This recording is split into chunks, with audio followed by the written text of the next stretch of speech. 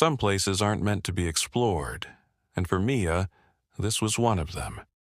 Mia, a 20-something aspiring artist, arrives at a remote cabin in the woods, her car kicking up gravel as it parks.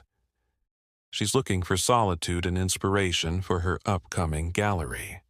The cabin, though charming, is eerily quiet. Too quiet.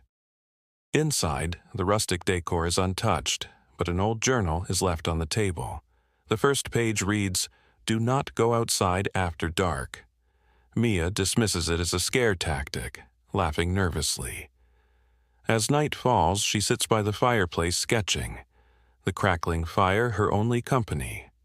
But outside, the wind howls unnaturally, and she hears a faint knocking on the windows, first on one side, then the other.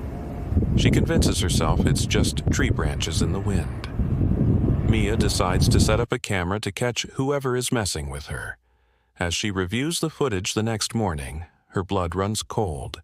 The camera caught nothing human. A tall, gaunt figure with glowing eyes looms just beyond the tree line, staring directly at her cabin. Terrified, Mia tries to leave but finds her car won't start, and her phone has no signal. Stranded, she barricades the door with furniture and waits, clutching a knife. In her isolation, she begins reading the journal.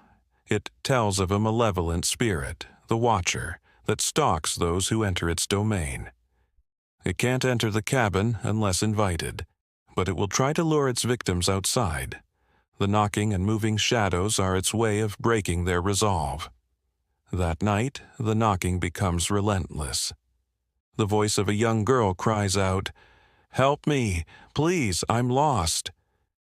Mia, trembling, knows it's a trap but struggles with guilt. When the crying stops, silence hangs heavy until she hears footsteps inside the cabin. Mia confronts the shadowy figure inside. It's not a spirit. It's a man, gaunt and deranged, who has been living in the woods and preying on travelers. He lunges at her, but Mia fights back, managing to wound him. She escapes into the night, the forest closing in around her. But as she stumbles onto the main road, headlights illuminate her. She signs with relief and gets into the car. She looks to the driver to thank him, and something in the rearview mirror catches her eye. She sees those same glowing eyes piercing her once again.